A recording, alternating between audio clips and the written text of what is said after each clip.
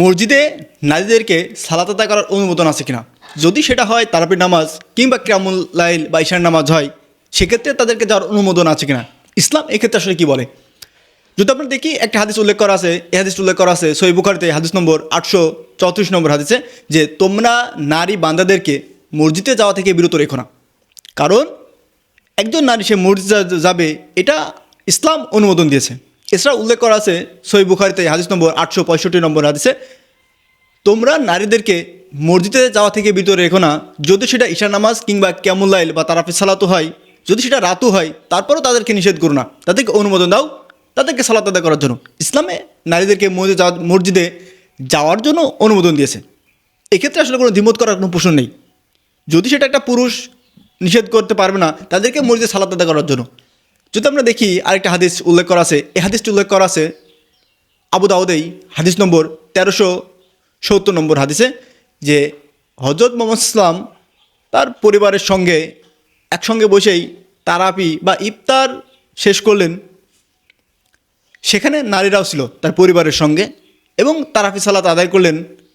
করতে করতে যখন সকালে পূর্বাভাস বা সেহরি খাওয়ার সময় হয়ে গেল, ততক্ষণ পর্যন্ত তারা একসঙ্গেই কিয়ামুল লাইল বা সালাত আদায় করেছেন। এই হাদিস উল্লেখ করা আছে 1370 নম্বর হাদিসে আবু দাউদি।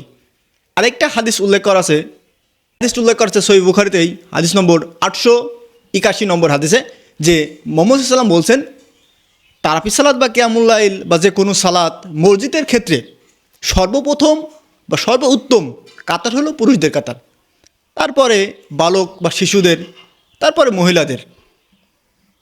সবথেকে উত্তম কাতার পুরুষদের, তারপরে বালকদের, তারপরে মহিলাদের। অর্থাৎ মহিলারা থাকবে সর্বপেছনে, বাচ্চা বা শিশুদের পেছনে। অর্থাৎ আমরা বুঝতে পারি এ সকল হাদিস থেকে ইসলামে নারীদেরকে মসজিদে যাওয়ার অনুমোদন আছে। এখানে নিষেধ করার আসলে কোনো কারণ নেই, কারণ ইসলাম আমাদেরকে অনুমোদন দিয়েছে নারীদেরকে সঙ্গে করে নিয়ে যেতে মসজিদে সালাত আদায় করতে।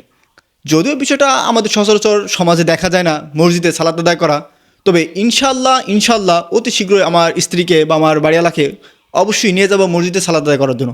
কারণ এটা প্রয়োজন সমাজটাকে ভালোভাবে উন্নত করার জন্য, ইসলামটাকে ভালোভাবে জানানোর জন্য। ইসলামের মানুষের ভিতরে যে একটা ভয় ভীতি, আমার স্ত্রী যাবে কেন মসজিদে, আমার স্ত্রী কী কারণে যাবে সালাত আদায় করতে, নারীদেরকে ছোট করে না, ইসলাম নারীদেরকে অনেক উচ্চ মর্যাদা দান করেছে, অনেক বড় করেছে। ইনশাল্লাহ আমিও নিয়ে যাব আমার স্ত্রীকে মসজিদে, যাতে সে এই বিষয়টাকে ভালোভাবে বুঝতে পারে এবং আমার স্ত্রীর মাধ্যম দিয়ে যাতে সমাজের মানুষ যাতে বুঝতে পারে ইসলামের নারীদেরকে মসজিদে যাওয়ার অনুমোদন আছে। এটা কখনোই আসলে নিষেধ করেনি ইসলাম যে তোমরা মসজিদে যেও না নারীদেরকে নিয়ে, বা নারী দ্বারা মসজিদে যাবে না।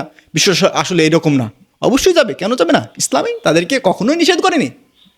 তাই আমাদের উচিত ঈশা নামাজ কিংবা রাত্রের কিয়ামুল লাইল বা যে কোনো নামাজই হোক, তাদেরকে অনুমোদন দেওয়া, মসজিদে যাওয়ার, সালাত আদায় করার।